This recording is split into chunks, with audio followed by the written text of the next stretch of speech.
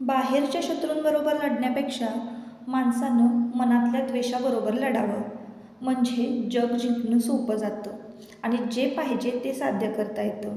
ज्यांचं मन सकारात्मक आहे त्यांना संकटाच्या विषातही संधीचं अमृत सापडतं.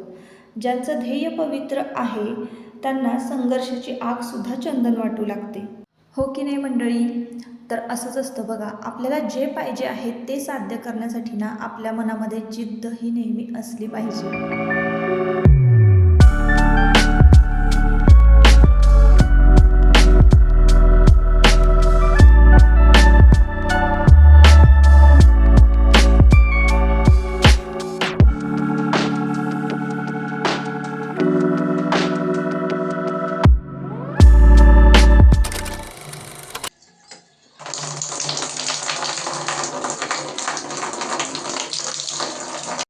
नमस्कार मंडळी, मी सुप्रिया स्वागत करते का नवीन ब्लॉगमध्ये. शुभ सकाळ सर्वांना.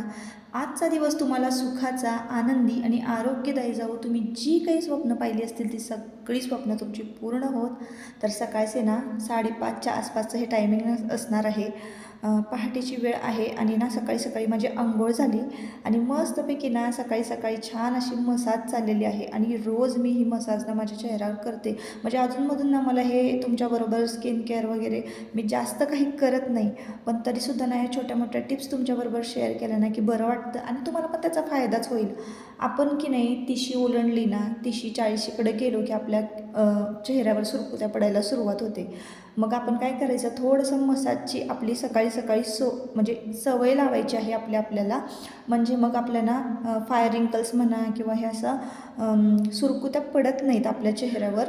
आणि अगदी हलक्या हाताने मसाज करायचे आहे आणि मॉइश्चरायझरसुद्धा लावायचं. बस एवढंच करायचं. कुठलंही तुमच्या स्किनला सूट होईल ते मॉइश्चरायझर तुम्ही घ्या. ते थोडंसं लिक्विड बेसमध्ये असलं पाहिजे, स्किनमध्ये ॲब्झॉर्ब झालं पाहिजे. हेच फक्त तुम्ही बघायचं मॉइश्चरायझर निवडताना. आणि मस्तपैकी असं खालून वरच्या दिशेने ना अशी मसाज करायची आहे. आणि आपला करंगळी शेजारचा जो बोट आहे तर त्याने व्यवस्थित आयब्रोजची ना अशी छान मसाज करायची. आपण दिवसभर मोबाईल बघतो, कोणी लॅपटॉपवर काम करतं, मोबाईलवर काम करतं किंवा तुम्ही अगदी आपलं डोळे ना दिवसभरात खूप सारं काम करतात, जसं की आपले इतर अवयवसुद्धा करतात. पण डोळ्यांच्या नसा खूप नाजूक असतात ना, त्यामुळं आणि आपल्या करंगळी शेजारचं जे बोट आहे त्याला जास्त प्रेशर नसतं, म्हणजे जास्त ताकद नसते. त्यामुळं त्या बोटानं ना जास्त करून आयब्रोजची म्हणा किंवा असं ज्यांना डार्क सर्कल आहेत त्यांनी असं छान गोल गोल फिरवून मसाज करायची डोळ्याची. म्हणजे कधीही तुम्हाला असं डार्क सर्कल येणार नाहीत आणि त्यानंतर अशा सुरकुत्या वगैरे पडणार नाहीत. तर हेच आहे, पण रोज करायचं हा. ते तुम्ही 1 दिवस 2 दिवस केला आणि लगेच तुम्हाला रिझल्ट असं कधीच होणार नाही. मला ही खूप दिवसापासूनची सवय आहे माझी आणि मी कायम ठेवते आणि खूप भारी पण वाटतं मला. माझा चेहरा गुबगुबीत वाटतो मसाज केल्याने. मग तुम्हाला फेशियलची वगैरे अजिबात काही कशाचीच गरज पडत नाही. तर तुम्हीसुद्धा असं करून बघा. माझी चिक्स बघा किती छान मऊमऊन, कुठलाही फिल्टर लावलेला नाही आहे. माझी स्किन एकदम म्हणजे अशी नॅचरल, मी जशी आहे तसं तुम्हाला दाखवते. आणि फक्त मॉइश्चरायझरच लावते. आणि आता बघा उन्हाळा चालू झाल्यापासून सनस्क्रीनसुद्धा लावायला सुरुवात करणार आहे. जसं की आपण गॅस पुढं उभं राहतो, जरी बाहेर कुठं जात नसू तरीसुद्धा. आणि ही कंपल्सरी म्हणजे लावायचीच सनस्क्रीन, पण मध्ये मी बंद केली होती आणि मग आता परत पुन्हा लावायला सुरुवात करणार आहे. आता पहाटेची वेळ आहे आणि बाहेर अजून अंधारच आहे. तर चला म्हटलं लाईटी सगळ्या घरातल्या ऑन करून घेऊया, कारण अंधार वाटतो सकाळी सकाळी लवकर उठल्यानंतर. आणि मी ते ट्रायपॉडला गुढी वस्त्र अडकवलेलं आहे ते पाहत असाल, तर हा व्हिडिओ ना जुना आहे जरा. चला म्हटलं तुमच्याबरोबर आज शेअर करूया.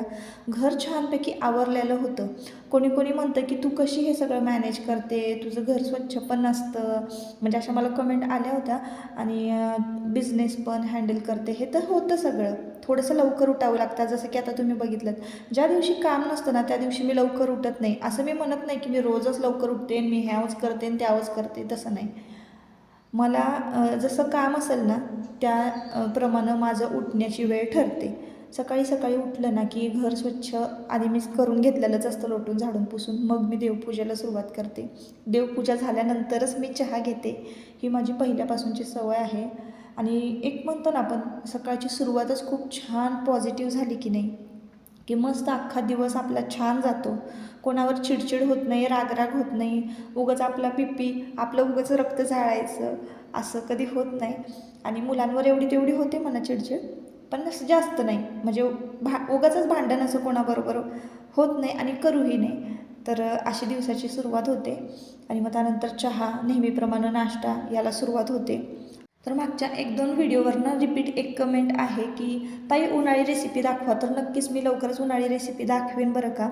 आता नाश्ता वगैरे केला, सगळ्यांचं झालेलं आहे, टिफिन पण झाला आहे, पण तो मधला जे होतं ना व्हिडिओ क्लिप्स ती स्किप केलेली आहे आणि लगेचच मी चहा घ्यायला बसले.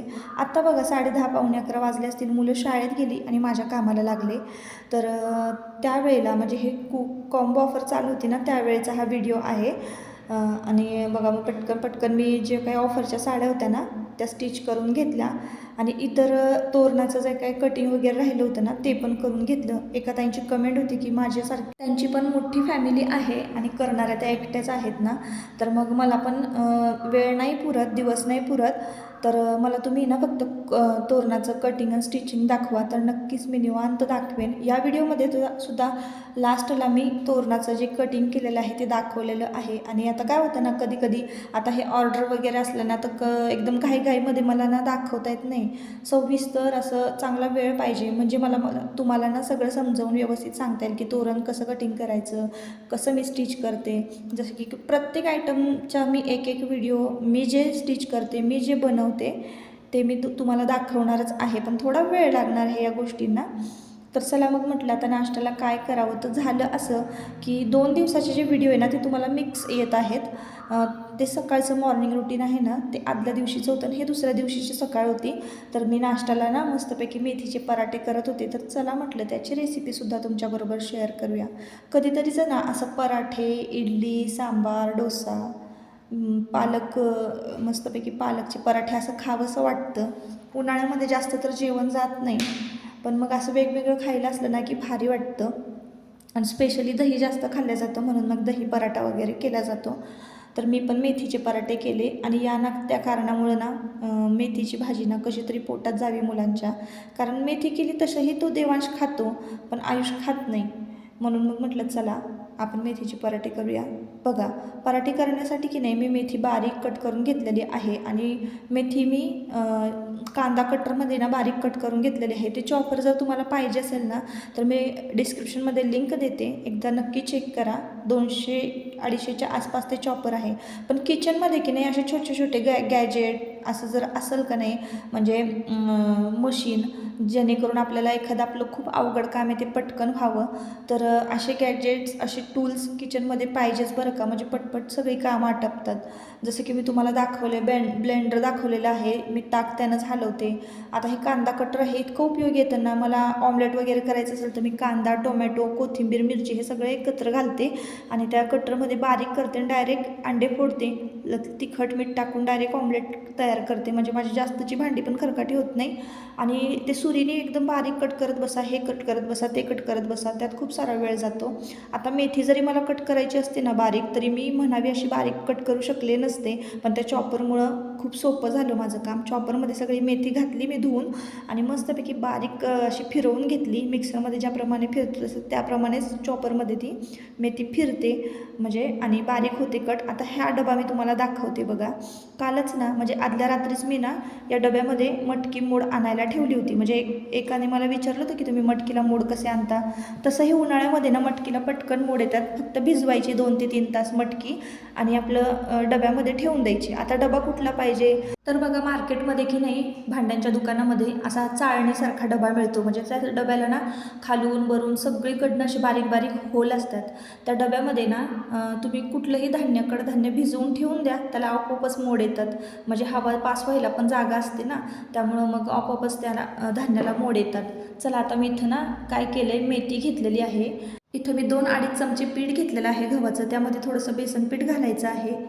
जर दही नसेल तर ऑप्शनला तुम्ही दुधावरची साय वापरू शकता. मी इथं दुधावरची साय वापरलेली आहे, कारण दही नव्हतं, थोडंच दही होतं. आणि मग त्यामध्ये जिरं घातलेलं आहे. मिक्सरमध्ये ना पेस्ट करायची आहे. आलं, लसूण, मिरची आणि जिरं याची पेस्ट करून घ्यायची आहे. त्यानंतर आपल्याला या पिठामध्ये हळद घालायची आहे आणि पांढरे तीळ घालायचे आहेत. मस्तपैकी सगळं पीठ मेथी घालून मळून घ्यायचं आहे. आणि मग त्यानंतर एक 10 मिनटं छान भिजत ठेवायचं पीठ. भिजलं की लगेचच पराठे आपल्याला लाटायला घ्यायचे मेथीचे. इतके चवदार लागतात ना, तर ताईंनो खरंच मला आजचे पराठे खरंच खूप स्पेशली खूप खूप आवडले होते. इतके चविष्ट लागत होते आणि मेथी पण भरपूर होते त्याच्यामध्ये. अशी आपण मेथीची भाजी खायची म्हटली की आपल्याला जात नाही, पण पराठ्यामध्ये ना मेथीची भाजी खाल्ली जाते. आणि छान सटसट लाटून घ्यायचे आणि मस्तपैकी तूप लावून भाजून घ्यायचे. मग त्याची तर चव अजूनच वाढते, अजूनच खमंग लागतात. म्हणून मग थोडंसं तूप लावायचं. तर तूप लावलं की नाही तवा जास्तच तापतो बघा, असं धूरच निघायला सुरुवात होते. मग तुम्हाला जर असं तव्यावर ना तूप लावायचं नसेल तर पराठा वर शेकून घ्यायचा आणि खाली घ्यायचा पराठा ताटामध्ये, मग तूप लावायचं. तर मी ना तव्यावरच तूप लावून घेतलं, म्हणजे ते थोडं लगेच वितळतं ना. असं पण आता उन्हाळ्याचे दिवस चालू आहे, ते वितळतंच. आणि असे मस्तपैकी ना माझे पराठे झाले छान मऊ मऊ. आता साय घातली ना त्यामुळं पराठा एकदम सॉफ्ट होतो बरं का, मऊ होतो, असा कडक जास्त होत नाही. आणि दही घातलं तरीसुद्धा दह्याने पण अजून छान अशी टेस्ट येते. तर अशा पद्धतीनं ना मी मेथी पराठे आज केले होते. आणि इतकी भूक लागली होती ना, डायरेक्ट किचन म्हणजे घेतलं की खायला सुरुवात केली. तुम्हाला मी पराठा जवळनं दाखवते बघा कसा झालेला आहे, किती सॉफ्ट झालेला आहे. असा म्हणजे लगेचच तुटत होता बूट लावला की.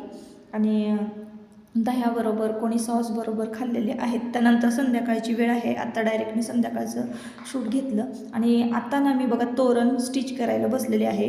भरपूर साड्या माझ्या सकाळपासून शिवून झालेल्या होत्या आणि आता तोरण स्टिच करायला घेते होते, कारण मी कॉम्बो ऑफर दिली होती ना यासाठी. तर यावर्षी ना बऱ्यापैकी खूप छान प्रतिसाद मला कॉम्बो ऑफरला आलेला आहे. पुढच्या वर्षी यापेक्षाही चांगलं काहीतरी करण्याचा मी प्रयत्न करणार आहे बरं का. आणि काहीतरी मस्त अशी ऑफर घेऊन येणार आहे पुढच्या वर्षी. म्हणजे आत्ता एखाद्या वर्षी मला अंदाज आला नाही की काय होतं आहे किंवा कसं होतं आहे, तर आपण पुढच्या वर्षी छान असं गणित लावू शकतो. तर असे आता बघा मी कसं कटिंग केलेलं आहे तोरण. तर मी याचं मेजरमेंट वगैरे सगळं मी तुम्हाला व्यवस्थित सांगणार आहे. आता संध्याकाळची वेळ आहे ना, त्यामुळं काही सुचतच नव्हतं मला. आणि संपूर्ण मी पण तुम्हाला अर्धवट कसं दाखवणार, संपूर्ण मी तुम्हाला व्यवस्थित दाखवते. तरी बघा, जी दोन्ही बाजू आहेत ना त्या 2.5 इंचाच्या आहे आणि उंची त्याची 5 इंचाची आहे. हे तोरण ना कमीत कमी 400 ते 350पर्यंत जातंच. ते आपण कापड आणि बाकीचं इतर मटेरियल कसं वापरतोय त्याच्यावर ठरतं. तर असं आता मग या व्हिडिओचा शेवट मी इथंच करते. चला आपण परत पुन्हा भेटूया नवीन एका ब्लॉगमध्ये. तोपर्यंत स्वतःची काळजी घ्या आणि मजेत राहा. हा आजचा ब्लॉग जर तुम्हाला आवडला असेल तर आपल्या चॅनलला नक्की सबस्क्राईब करा, व्हिडिओला एक लाईक करा आणि हाईप देखील करा, म्हणजे असे छान छान पॉझिटिव्ह व्हिडिओ तुम्हाला बघायला मिळतील. चला बाय.